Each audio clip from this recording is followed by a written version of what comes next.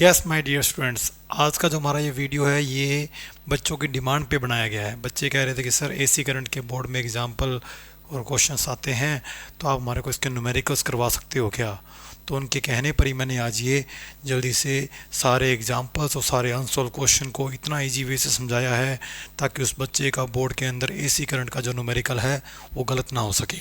तो आपके सामने ये स्लाइड फर्स्ट के ऊपर ये एग्जांपल फर्स्ट दिखा रखा है। कह रहा है कि इसके अंदर एक लाइट का बल्ब है, इसमें एक लाइट का बल्ब है और उसकी पावर दे रखी है 100 वाट। तो आपको उसकी पावर दे रखी है स्टूडेंट्स 100 वाट का ये बल्ब है जो 220 वोल्ट। मैंने आपको जब भी बताया है, शायद आप नहीं बताया तो सुन लें, कि इस पूरे चैप्टर के अंदर जब तक आपको वो नहीं बोलेगा कि भाई ये आरएमएस ये जो वैल्यू है वो वोल्टेज की या करंट की पीक वैल्यू है, तब तक आप उसको V0 और I0 नहीं मानेंगे। अगर वो सीधा ही लिखता है कि वोल्टेज 220 वोल्ट है या करंट 10 एम्पियर है, उसके नाम के आगे कुछ भी नहीं देता, इट मीन्स वो वैल्यू जो है वो किसी ना किसी डिवाइस ने निकाल के दी है। और डिवाइस जो वैल्यू निकाल के देते हैं वो आपको हमेशा कौन सी वैल्यू देते हैं, आरएमएस वैल्यू देते हैं। तो इट मीन्स ये जो वैल्यू दिखा रखी है ये आरएमएस वैल्यू है। तो ये जो वैल्यू दे रखी है VRMS की, कोई डिवाइस ने दी होगी, वो आपको दे रखी है 220 वोल्ट। अब कहता क्या है, कहता है कि जो बल्ब का जो रेजिस्टेंस है उसकी रेजिस्टेंस की वैल्यू क्या है। तो बात करते हैं हम रेजिस्टेंस कैसे फाइंड करेंगे।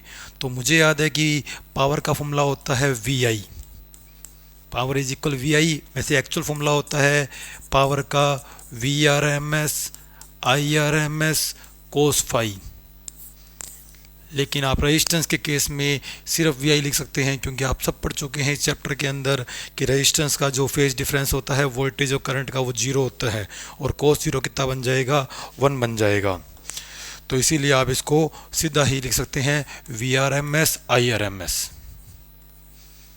अब दिक्कत ये है कि आपको चलो पावर पता है, वोल्टेज पता है, हमें करंट नहीं निकालनी। हालांकि हो सकता है करंट निकालनी हो तो बात की बात है, पहले हमें जो निकालना है वो रेजिस्टेंस निकालना है। तो मैं काम करता हूँ, या तो इस पहले करंट निकाल लेता हूँ, फिर मैं V is equal IR, Ohm's law लग सकता है रेजिस्टेंस में, तो मैं ओम्स लॉ लगा सकता हूँ। तो आपके पास दो तरीके हैं, या तो आप ओम्स लॉ के थ्रू निकाल सकते हैं, पहले यहाँ से I निकाल लें फिर V निकाल लें, या फिर यहाँ पे I को रिप्लेस कर दें। सबको पता होगा V इज इक्वल क्या होता है, IR। तो मैं यहाँ से I को रिप्लेस करूँगा, क्या बनेगा V/R। तो जो पावर का फॉर्मूला बनेगा वो क्या बनेगा, V into V/R, it means V² divide by R। अब यहाँ से मुझे रेजिस्टेंस कैलकुलेट करना है, तो वो बनेगा V² डिवाइड बाई P। और जो यहाँ चाहिए वो हमें VRMS ही चाहिए होता है। और जो डिवाइस वैल्यू देता है, जब तक उसने कहीं कुछ नहीं लिखा हुआ, तो ये हमारी जो वैल्यू है वो RMS ही है। तो 220 वोल्ट की हमें स्क्वायर करनी है, और डिवाइड में पावर हमारी कितनी है उस बल्ब की, 100 वाट है। तो ये 2 0 से 2 0 कैंसिल होगी, 22 का स्क्वायर कितना हो गया, 484। अब ये रेजिस्टेंस कैलकुलेट हुआ है तो किस में आएगा, ओम में। तो हमने इसका फर्स्ट जो टॉपिक है रेजिस्टेंस वो तो कैलकुलेट कर लिया। अब कह रहा है कि क्या आप मेरे को पीक वैल्यू दे सकते हो क्या। तो स्टूडेंट्स, मैंने आपको कहा था जब तक वो कुछ ना बोले वो आपकी RMS है, और सारों को VRMS का फॉर्मूला पता होगा कि VRMS जो होता है वो पीक वैल्यू डिवाइड बाई √2 होता है। आज आपको पीक वैल्यू निकालनी है तो फॉर्मूला बन रहा है VRMS मल्टीप्लाई √2, और VRMS आपको दे रखा है 220, और 220 को √2 से मल्टीप्लाई करोगे, √2 की वैल्यू होती है स्टूडेंट्स 1.414। अगर आप इन सबको कैलकुलेट करोगे तो आपका आंसर जो आएगा स्टूडेंट्स वो आएगा 311 वोल्ट। तो ये आपका सेकंड पोर्शन भी हो गया कि आपने वोल्टेज की पीक वैल्यू भी निकाल ली। अब कहता है कि आप मेरे को करंट निकाल के दे सकते हो क्या। तो आप इसी फॉर्मूले से करंट निकाल सकते हो, या फिर आप इस फॉर्मूले से करंट निकाल सकते हो, वो आपकी हेडेक है। पावर आपके पास आई हुई है, पावर आपके पास 100 है, और VRMS आपका 220 है। यहाँ से अगर मैं करंट निकालूंगा तो IRMS आएगा। तो IRMS का फॉर्मूला क्या आएगा स्टूडेंट्स, 100 डिवाइड बाई 220। तो 5/11 एम्पियर आपकी करंट आ जाएगी IRMS। हाँ, अगर वो बोल देता कि मुझे पीक वैल्यू चाहिए, तो जिस तरह ये वोल्टेज का फॉर्मूला है वैसे ही मैं करंट का बना लेता, और मैं IRMS की वैल्यू को पुट करके पीक वैल्यू भी निकालता था, लेकिन उसने नहीं पूछा। ये आपका फर्स्ट क्वेश्चन हो गया। अब हम बात करते हैं सेकंड क्वेश्चन की। सेकंड क्वेश्चन क्या कहता है स्टूडेंट्स, देखें ध्यान से। इस बार आपके पास जो है वो है एक प्योर इंडक्टर। तो आपके सर्किट में एक प्योर इंडक्टर लगा हुआ है। तो मैं आपके सामने डायग्राम बना देता हूँ ताकि पता लग जाए आपको इंडक्टर किस टाइप का होता है। तो ये एक इंडक्टर लगा हुआ है, इसकी इंडक्टेंस की वैल्यू दे रखी है 25 मिली हेनरी। तो स्टूडेंट्स आप जो न्यूमेरिकल करते हैं उसके यूनिट्स को जरूर ध्यान में रखा करें, क्योंकि बोर्ड में एक आधा क्वेश्चन यूनिट से रिलेटेड पक्का आता है। अब जिन बच्चों ने ये फॉर्मूला अगर देखा हो या क्वेश्चन देखा हो तो वहाँ से उनको क्लियर हो रहा है कि जो इंडक्टेंस की यूनिट होती है वो हेनरी होती है। तो शायद मुझे उम्मीद है कि इस बार ये बोर्ड एग्जाम में क्वेश्चन आ भी सकता है कि हेनरी किस फिजिकल क्वांटिटी की यूनिट है इंडक्टेंस की है। इंडक्टेंस दो टाइप के होते हैं, एक सेल्फ इंडक्टेंस और एक म्यूचुअल इंडक्टेंस। ओके स्टूडेंट्स, तो यहाँ पर जो सोर्स लगा हुआ है वो 220 वोल्ट का लगा हुआ है, और वही बात इसमें कुछ नहीं बोला। तो ये जो वैल्यू होगी स्टूडेंट्स वो किसकी काउंट होगी, VRMS की। चाहता क्या है, कहता है फ्रिक्वेंसी जो है वो 50 हर्ट्ज है, तो इसीलिए मैंने यहाँ पे AC सोर्स लगाया है, क्योंकि फ्रिक्वेंसी किसकी होगी, AC की होगी। DC की फ्रिक्वेंसी स्टूडेंट्स कितनी होती है, 0, क्योंकि DC जो है वो अपना टाइम अपना कहता है नहीं, सिर्फ वैल्यू बदलता है, डायरेक्शन बदलता ही नहीं है। ओके स्टूडेंट्स, हमें निकालना क्या है, हमें निकालना है, कहता है कि आप मुझे फाइंड करके बता सकते हो इंडक्टिव रिएक्टेंस। तो स्टूडेंट्स इंडक्टिव रिएक्टेंस क्या होता है, यानी XL। जैसे वायर का रेजिस्टेंस होता है वैसे कोयल का भी एक रेजिस्टेंस होता है, उसको बोलते हैं XL, और कैपेसिटर का जो होता है उसको बोलते हैं XC। इसकी वैल्यू होती है 1/ωc और इसकी वैल्यू होती है ωL।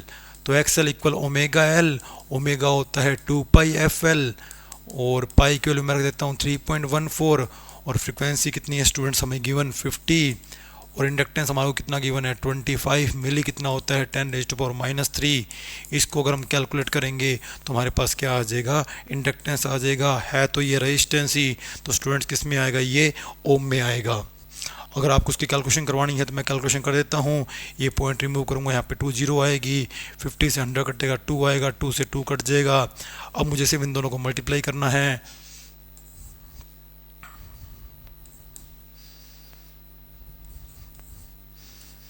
(10⁻³ तो ये आपका आंसर आएगा 7.85 ओम।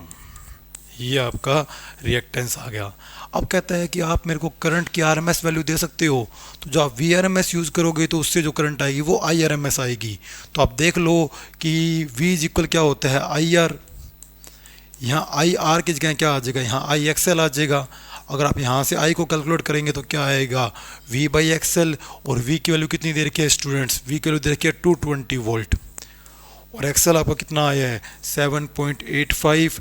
तो आपने VRMS यूज़ किया है तो यहाँ जो करंट आएगी वो IRMS आएगी। तो यहाँ से जो वैल्यू बनेगी वो आपकी किसकी आ जाएगी, IRMS की, किस में आ जाएगी, एम्पियर में। तो स्टूडेंट्स ये आपका सेकंड क्वेश्चन भी हो गया। थर्ड क्वेश्चन देखते हैं स्टूडेंट। थर्ड क्वेश्चन की कहानी क्या है स्टूडेंट, देखें एक बार। थर्ड क्वेश्चन कहता है ये कि A lamp is connected in series with a capacitor. Predict your observation for DC and AC connection. What happen in each case if the capacitance of the capacitor is reduced? तो कुल मिला के आपका सबसे पहले एक लैंप लगा हुआ है, तो मैं एक लैंप लगा देता हूँ, उसके आगे एक कैपेसिटर अटैच कर देता हूँ, और एक आपका सोर्स DC भी हो सकता है और AC भी हो सकता है। दोनों सोर्स आप सोच के आपको एज्यूम करना है कि अगर आप इसकी कैपेसिटेंसी को रिड्यूस करें तो इस बल्ब के ऊपर क्या इफेक्ट पड़ेगा। मतलब बल्ब का जो ब्राइटनेस है, यानी ग्लो कहते हैं, बल्ब ज़्यादा चमकेगा या कम चमकेगा, बल्ब की ग्लोनेस के ऊपर हमें बात करनी है। देखते हैं स्टूडेंट इसको हम कैसे सोल्व करेंगे। तो मैं इसको बात करता हूँ कि पहले अपने बात कर लेते हैं DC के लिए। जैसा कि आप सबको पता है कि DC की फ्रिक्वेंसी कितनी होती है, 0। मेनली क्वेश्चन आपको बस यही बताने के लिए आया हुआ है कि जो DC की फ्रिक्वेंसी होती है वो 0 होती है। और आपको पता है कैपेसिटर का जो रिएक्टेंस होता है जिसको बोलते हैं कैपेसिटिव रिएक्टेंस, उसकी वैल्यू होती है 1/ωc, ओमेगा होता है 2πfc। ये आपका XC है।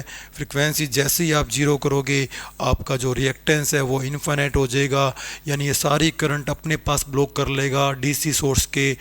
जब DC सोर्स हमारा सर्किट में अटैच्ड होगा तब इसका जो रिएक्टेंस होगा वो इन्फिनिटिव बन जाएगा, तो ये बल्ब ग्लो ही नहीं करेगा। लेकिन जब AC चलेगा तो AC की जो फ्रिक्वेंसी होती है वो हमें क्वेश्चन में चलो गिवन नहीं है, पर कोई ना कोई फ्रिक्वेंसी तो होगी। तो इसका मतलब इस कंडीशन में जो XC की वैल्यू बनेगी वो बनेगी 2πfc।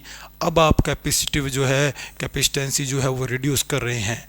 इससे जो इंडक्टेंस जो रिएक्टेंस होगा वो बढ़ेगा, रिएक्टेंस बढ़ेगा लेकिन करंट जरूर जाने देगा, ब्लॉक नहीं करेगा।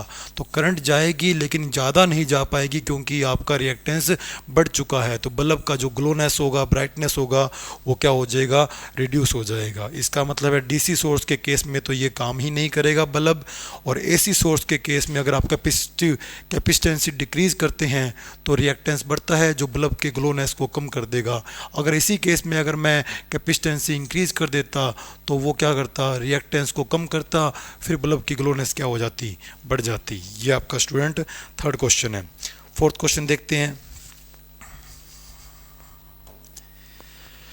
कहता है कि इस बार आपके पास 15 माइक्रो फेरेड का एक कैपेसिटर है। तो वो आप यहाँ से वही बात आपको पता लग रहा है कि फेरेड किसकी यूनिट है, कैपेसिटेंसी की। वो 220 वोल्ट के सोर्स से जुड़ा हुआ है, उस सोर्स की फ्रीक्वेंसी जो है 100 हर्ट्ज है। तो यहाँ से अपने आप ही क्लियर होगा कि वो सोर्स हमारा एसी सोर्स है क्योंकि फ्रीक्वेंसी हमारे को दे रखी है, डीसी की फ्रीक्वेंसी स्टूडेंट्स 0 होती है।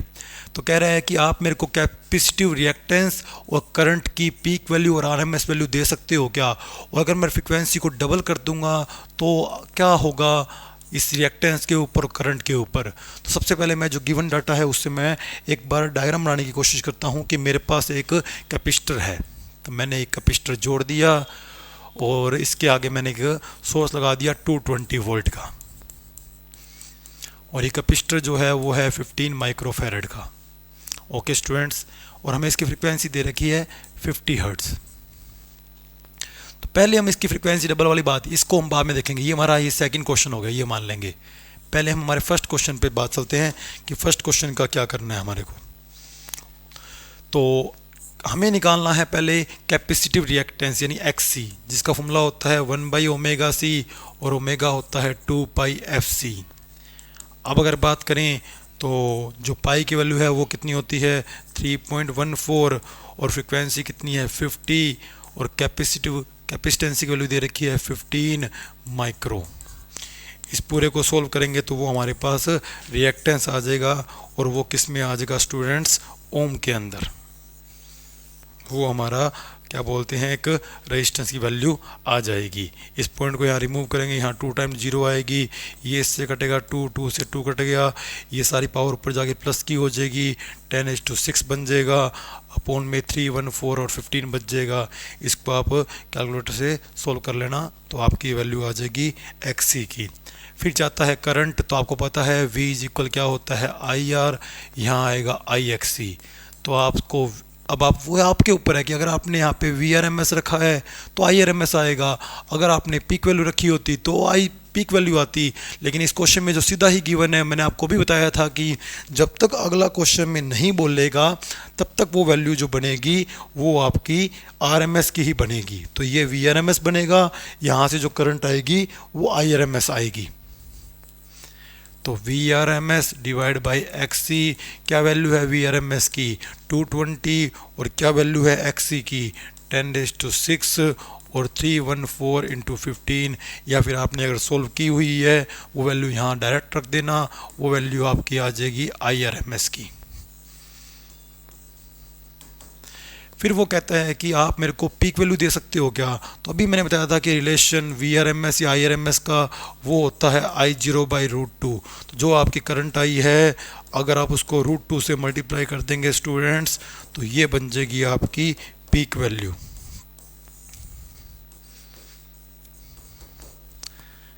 फिर वो कहता है कि अगर मैं फ्रीक्वेंसी को डबल करूं, अगर मैं फ्रीक्वेंसी को f की जगह 2f करूं तो इस पूरे क्वेश्चन में कहाँ कहाँ फ़र्क पड़ेगा। ये डाटा अगर डबल कर देंगे तो आपको 2 से एक्स्ट्रा डिवाइड करना पड़ेगा, यानी आपका जो रिएक्टेंस है वो आधा हो जाएगा, क्योंकि ये वैल्यू बढ़ेगी। डिवाइड जितनी बड़ी संख्या से करोगे उतना रिजल्ट आपका छोटा आएगा। आपने 2 से एक्स्ट्रा डिवाइड कर दिया, इट मीन्स ये चीज़ आपकी आधी हो गई, तो आपका जो रिएक्टेंस है वो आधा हो जाएगा।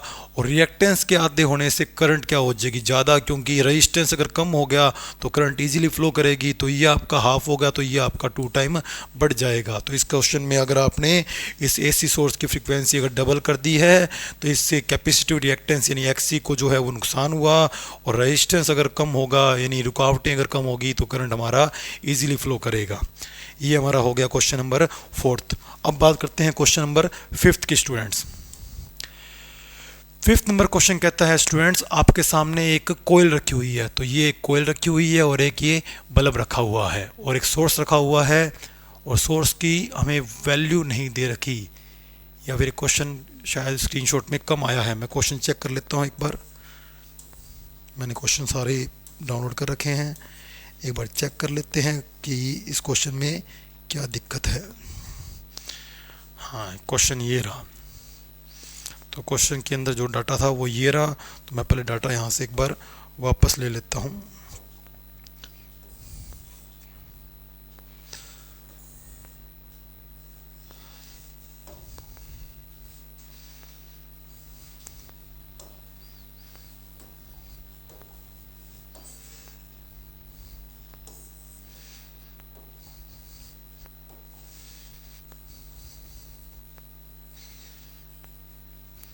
ये हमारा क्वेश्चन था 55।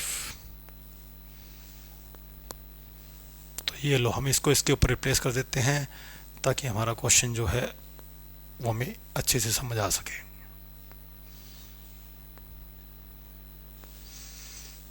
ये लो स्टूडेंट्स, अब क्वेश्चन आपके स्क्रीन पे ये पूरा आ रहा है। तो इसके अंदर है क्या, एक एक्चुअल में यहाँ पे एक इंडक्टर लगा हुआ है, साथ में आगे बल्ब लगा हुआ है। अब वो क्या कहता है वो सुनो। If the switch is closed, आपने स्विच को ऑन कर दिया, आपने यहाँ स्विच को ऑन कर दिया। वेट स्टूडेंट, तो कहता है कि स्विच को ऑन कर दिया, स्विच आपने यहाँ पे ऑन कर दिया तो पूरा सर्किट ऑन हो जाएगा। आपने उसके अंदर बाद में क्या किया, ये जो आपकी कोयल थी इसके बीच में आपने मेटल की एक रोड एंटर करवा दी। तो शायद आपको स्टूडेंट याद होगा कि जो सेल्फ इंडक्टेंस होता है वो चार चीज़ों से बढ़ता है, LMAN, लेंथ से, मीडियम से, एरिया से, नंबरिंग से। तो आपने मीडियम लेके आगे तो ज़्यादा से ज़्यादा मैग्नेटिक फील्ड लाइंस इसके अंदर से पास होगी, जो इसके क्या करेगी, इंडक्टेंस को या करंट को क्या करेगी, इंक्रीज करेगी स्टूडेंट्स। तो देखते हैं अब ये क्या कहता है। कहता है कि अगर आपने स्विच ऑन कर दिया और एक मेटल की रोड आपने इंसर्ट करवा दी तो इससे बल्ब की ग्लोनेस पे इंक्रीमेंट होगा, डिक्रीमेंट होगा या कोई चेंज नहीं होगा। तो स्टूडेंट एक चीज़ सुनो ध्यान से। तो आपकी बात करें, अगर इसके एक्सल को देखें, एक्सल होता है ओमेगा एल, तो आपने एल बढ़ा दिया। एल कैसे बढ़ा दिया, क्योंकि आपने मीडियम इंसर्ट करवा दिया। अब मैग्नेटिक फील्ड लाइन सारी इस कोयल के आउटर से ना होके इसके अंदर से इंसर्ट होगी, तो इसका जो रिएक्टेंस है एक्सेल है वो इंक्रीज हो चुका है। और एक्सेल इंक्रीज हो गया तो आपको पता है सारी करंट ही ब्लॉक हो जाएगी, तो बल्ब के पास कम करंट जाएगी तो बल्ब क्या हो जाएगा, पहले से कम ग्लो करेगा। तो इसका मतलब हमने इस क्वेश्चन से ये सीखा कि किसी भी कोयल के अंदर मीडियम एंटर करवाने से उसका इंडक्टेंस जो है वो इंक्रीज होता है, और इंडक्टेंस के इंक्रीज होने से उसका रिएक्टेंस बढ़ जाता है। इंडक्टेंस एल जितना ज़्यादा होगा उतना उसका रिएक्टेंस ज़्यादा होगा, और रिएक्टेंस ज़्यादा होगा तो करंट को ब्लॉक कर लेगा, और कैपेसिटर बल्ब के पास करंट कम जाएगी तो बल्ब जो है वो कम ग्लो करेगा। ये क्वेश्चन नंबर हो गया फिफ्थ। अब देखते हैं क्वेश्चन नंबर सिक्स पे। सिक्स नंबर स्टूडेंट कहता है कि आपके पास एक रजिस्टर है 200 ओम का है, कैपेसिटर है 15 माइक्रोफैरड का है, ये सीरीज में जुड़े हुए हैं 220 के वोल्ट से, उसकी फ्रीक्वेंसी है 50 हर्ट्ज। तो एक आपके पास रेजिस्टेंस है और एक आपके पास कैपेसिटर है और एक सोर्स है एसी सोर्स, ये रेजिस्टेंस है और ये कैपेसिटर है। ये है 200 ओम का और ये है 15 माइक्रोफैरड का, और ये स्टूडेंट आपके पास है 220 वोल्ट की एक सोर्स जिसकी फ्रीक्वेंसी आपको दे रखी है 50 हर्ट्ज। अब क्या कहता है स्टूडेंट्स, कहता है कि आप मेरे को कैलकुलेट करके बता सकते हो इसकी करंट कितनी होगी। Calculate the current in the circuit, इस सर्किट में जो करंट जा रही होगी उसकी वैल्यू कितनी होगी। तो हमें करंट चाहिए स्टूडेंट। तो वोल्टेज तुम्हारे पास है और ये वोल्टेज किसी डिवाइस ने दी है, तो ये वैल्यू किसकी होगी स्टूडेंट, VRMS की। तो अगर मैं बात करूँ IRMS का, V is equal IR, I is equal V/R, तो मैं यहाँ पे R रखूँ या XC रखूँ। तो आपको स्टूडेंट याद होगा कि जब अकेला होता है R, यानी रेजिस्टेंस अगर सर्किट में अकेला हो तो वो R काउंट होता है, अगर कैपेसिटर हो तो वो R नहीं, वो XC काउंट होता है, जिसको कैलकुलेट करते हैं हम 1/ωc से। अगर हमारे सर्किट में कोईल लगी होती है तो हम उसको बोलते हैं एक्सएल, जिसको काउंट करते हैं हम ओमेगा एल से। लेकिन अगर हमारे कोई भी दो मिक्स हो जाए, चाहे आर सी चाहे आर एल, चाहे तीनों मिक्स हो जाए, जिसको हम बोलते हैं एल सी आर, तो तीनों मिक्स होने के केस में जो रेजिस्टेंस बनता है उसको बोलते हैं इम्पीडेंस प्रतिबाधा। तो इम्पीडेंस यानी जेड। अब उस जेड को हम कैसे सोल्व करेंगे वो हम देखते हैं। तो जो जेड का फॉर्मूला होता है, जब आपके सर्किट में दो या तीन का इकट्ठा कॉम्बिनेशन बन जाता है तो वहाँ पर जो रिएक्टेंस होता है उसको इम्पीडेंस बोलते हैं। जेड का फॉर्मूला होता है आर स्क्वायर प्लस यहाँ पे अब एक ही है तो यहाँ पे एक्स ही आएगा। दो होते तो जो भी ज़्यादा होता है एक्सएल एक्सी, उसमें से ज़्यादा वाले से कम वाले माइनस करके फिर उसका स्क्वायर करके हम ऐसे कैलकुलेट करते हैं जैसे हम करते हैं ना वेक्टर के अंदर, R square equal P square plus Q square, यानी एक तरह से रिजल्टेंट की तरह काउंट होता है। हालांकि वोल्टेज स्केलर क्वांटिटी है, रेजिस्टेंस स्केलर क्वांटिटी है, पर फिर भी हम इसके अंदर वेक्टर रूल अप्लाई करते हैं। कभी आपने सोचा है भी इस चैप्टर के अंदर आप सारे जब आप पढ़ते हो R L R C L C R, तो आप देखा करो कि जो रेजिस्टेंस है वो वी आर जो है वो इधर है, वी एल जो है 90 ऊपर है या वी सी जो है 90 नीचे है। तो यहाँ पर हम वेक्टर रूल कैसे अप्लाई करते हैं, जबकि हम वो इक्वेशन वोल्टेज की लिखते हैं, वो इक्वेशन रेजिस्टेंस की लिखते हैं। क्योंकि स्टूडेंट्स इन जो क्वांटिटीज़ है, चाहे वो आर है चाहे वो एल है चाहे वो सी है, तो इनके अंदर आपस में फेज़ का डिफरेंस है। तो उस फेज़ डिफरेंस को दिखाने के लिए हम आपस में इनको एंगल से रिप्रेजेंट करते हैं। तो ये एक तरह से वेक्टर रूल को फॉलो करती है कि वो 90 आगे है वो 90 पीछे है, तो उसका जो रिजल्टेंट है वो एंगल के ऊपर आ गया, तो डायरेक्शन का मतलब हो गया। इसलिए यहाँ पे ये वेक्टर रूल को फॉलो करवाया जाता है। चलो, तो सबसे पहले मुझे एक्सी चाहिए होगा, मुझे एक्सी नहीं पता, मुझे तो सी पता है। तो पहले मैं एक्सी काउंट कर लेता हूँ। एक्सी होगा 1/ओमेगा सी और ओमेगा होगा क्या 2πfc। तो मैं यहाँ फ्रीक्वेंसी मुझे क्वेश्चन में गिवन होगी, फ्रीक्वेंसी कितनी गिवन है 50, और कैपेसिटेंसी कितनी दे रखी है 15 माइक्रो। तो यहाँ से वैल्यू किसकी आ जाएगी स्टूडेंट्स, एक्सी की आ जाएगी। वो एक्सी की वैल्यू जो भी आएगी वो मैं निकाल के इसको सोल्व करूँगा एक्सी की वैल्यू को। वो एक्सी की वैल्यू मेरे पास जो भी आएगी तो उस एक्सी को मैं यहाँ रखूँगा, उसका स्क्वायर करूँगा, फिर आर का स्क्वायर करूँगा। तो आर का स्क्वायर तो 200 है, एक्सी जितना भी आएगा मैं उसका स्क्वायर करूँगा और इसमें इस पूरे को सोल्व करूँगा, वो मेरा आ जाएगा ओवरऑल रेजिस्टेंस। अब मेरे पास रेजिस्टेंस आ चुका है, अब मैं करंट कैलकुलेट कर सकता हूँ आई आर एम एस, क्योंकि जो गिवन वैल्यू है वो वी आर एम एस की है। I is equal V by R, R की जगह जेड आएगा, वी आर एम एस हमारे को दे रखा है, जो जेड की वैल्यू यहाँ पर आएगी वो मैं पुट कर दूंगा, यहाँ से जो करंट आएगी वो आई आर एम एस की बन जाएगी। उसके बाद कहता है कि क्या आप मेरे को इन दोनों सोर्स की अलग अलग वोल्टेज दे सकते हो क्या। तो ये जो करंट है ये पूरे सर्किट में एक ही चलेगी क्योंकि दोनों सीरीज में हैं। तो वो चाहता है कि आप इसकी वोल्टेज निकालो वी आर, आप इसकी वोल्टेज निकालो वी सी। तो क्या बड़ी बात है, अगर आपको वी आर निकालना है कि रेजिस्टेंस पे कितनी वोल्टेज है, वी इज इक्वल क्या हो जाएगा आई आर। तो जो आपकी करंट आई है उसको आप रेजिस्टेंस से मल्टीप्लाई कर देना, रेजिस्टेंस आपका कितना है 200 ओम। तो ये वोल्टेज किसकी आ जाएगी, रेजिस्टेंस की आ जाएगी। अगर आपको कैपेसिटर की वोल्टेज चाहिए तो V is equal I R, वहाँ आप आई आर कैपेसिटर का जो आर होता है उसको एक्स सी बोलते हैं, जो आपने यहाँ अलग से काउंट किया हुआ है उसको आप यहाँ पुट कर देंगे तो वो आपका क्या आ जाएगा वी सी आ जाएगा। फिर वो कहेगा कि आप एक चीज़ देखना भी, यहाँ जो वोल्टेज आती है यहाँ जो वोल्टेज आती है उन दोनों वोल्टेज को अगर आप ऐड करोगे वो वोल्टेज 220 से ज़्यादा होगी, और होगी भी स्टूडेंट। क्योंकि आप ये मत सोचना कि हाँ रिजल्टेंट ऐसे निकलता है कि V पूरे सोर्स का वो वी आर प्लस वी सी होगा, ऐसा नहीं होगा। क्योंकि ये वेक्टर रूल के अकॉर्डिंग निकले हैं, जैसे रेजिस्टेंस निकला है तो जो वोल्टेज निकलेगी वो भी इसी तरह निकलेगी। अगर आपकी जो वी आर और वी सी की वैल्यू आई है उसको आप इस तरह कैलकुलेट करोगे तो गारंटी है स्टूडेंट उसका आंसर 220 आएगा। तो ये कोई पैराडॉक्स नहीं है, कोई सोच रहा है कि वैल्यू ज़्यादा कैसे आ गई, क्योंकि वो इस तरह जोड़ रहा होगा कि वो इसकी वैल्यू 220 है, इसकी वैल्यू जो आती है 1 मान लो 50 आती है, इसकी 165 आती है, तो ऐड करने पर ये वैल्यू ज़्यादा कैसे बन रही है, क्योंकि वो इस तरह जोड़ रहा है। जबकि वोल्टेज का सम या यहाँ पर इस पूरे चैप्टर के अंदर रेजिस्टेंस की जो वैल्यू है वो वेक्टर रूल के अकॉर्डिंग निकाली जाती है, ना कि हम डायरेक्ट ऐड कर सकते हैं। क्लियर होगी बात क्या स्टूडेंट्स। नेक्स्ट क्वेश्चन देखते हैं। नेक्स्ट क्वेश्चन कहता है कि आपको अगर किसी करंट को यूज़ करना है ट्रांसपोर्ट के लिए, तो आप अगर लो पावर फैक्टर क्या होता है स्टूडेंट? पावर फैक्टर होता है कोस फाई। जैसे आप पावर का जब फॉर्मूला निकालते हो तो वो निकलता है VRMS कोस फाई। तो कहता है कि while during transfer the electric current, जब आपको मुझे या बिजली बोर्ड को करंट कहीं एक सिटी से दूसरी सिटी में सप्लाई करनी होती है, तो क्या वो लेस पावर फैक्टर यूज़ करते हैं? नहीं स्टूडेंट। अगर वो लेस पावर फैक्टर यूज़ करेंगे तो उनको उतनी पावर बढ़ाने के लिए करंट को बढ़ाना पड़ेगा, और करंट बढ़ गई तो आपको पता है उस वायर में हीट का लॉस क्या होगा? ज़्यादा होगा। इसलिए आपको हाई पावर फैक्टर यूज़ करने चाहिए।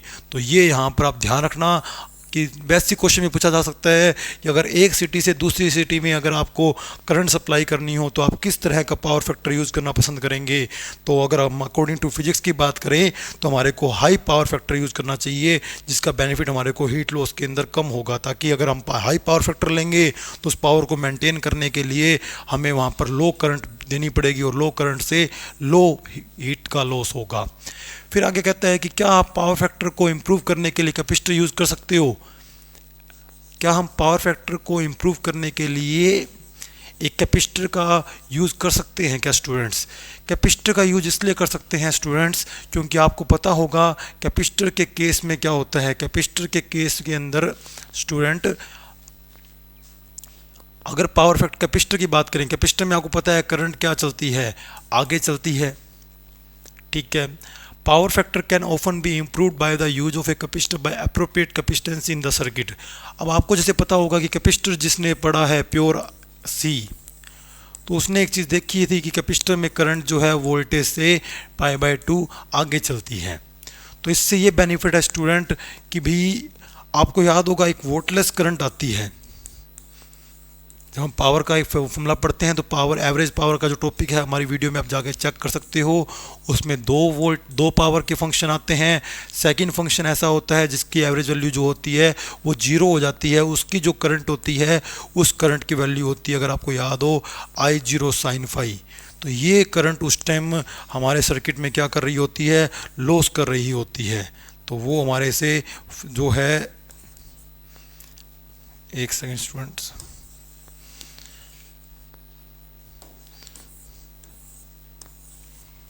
तो आपके जो सर्किट की करंट है मान लो वो आई है, और इसके जो पीछे जो चल रहा है वो जो करंट है वोल्टलेस करंट वो है I0 sin फाई।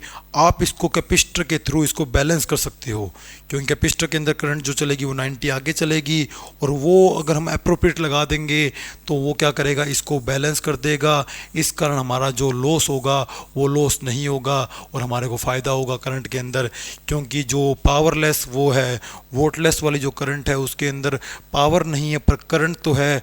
वो करंट जो है I0 sin फाई वो हमारे अंदर कुछ ना कुछ लॉस कर रही है, जिसको हम कैपेसिटर के थ्रू क्या कर सकते हैं? बैलेंस करके इस वाले फंक्शन को हम नेगलेक्ट करके ख़त्म कर सकते हैं, जिससे हमारे को सप्लाई के अंदर बेनिफिट होगा। ओके स्टूडेंट्स, नेक्स्ट वीडियो देखते हैं। नेक्स्ट क्वेश्चन कहता है कि आपके पास एक साइनोसॉइडल इक्वेशन है जिसकी पावर जो है वो 283 है। तो ये हमारे 7 क्वेश्चन इस वीडियो में हुए हैं। तो नेक्स्ट जो वीडियो है उसके अंदर हम ये जो बाकी जो रिमेनिंग क्वेश्चन है हम इसको अलग वीडियो में डालेंगे।